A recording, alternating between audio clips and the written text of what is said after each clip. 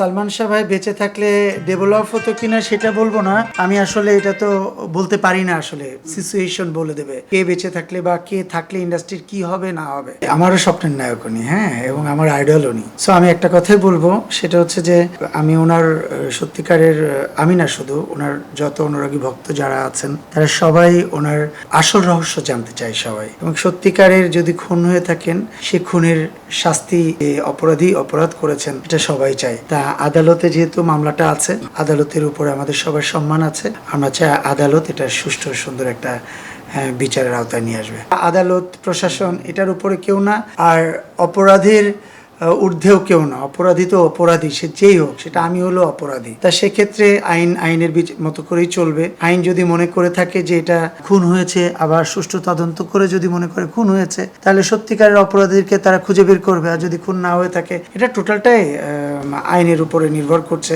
আদালতের উপরে নির্ভর করছে। তাদের উপর আমাদের সম্মান আছে, তারা ইনশাল্লাহ তাদের কাজ করবে। আর সালমান শাহ ভাই বেঁচে থাকলে ডেভেলপ হতো কিনা সেটা বলবো না।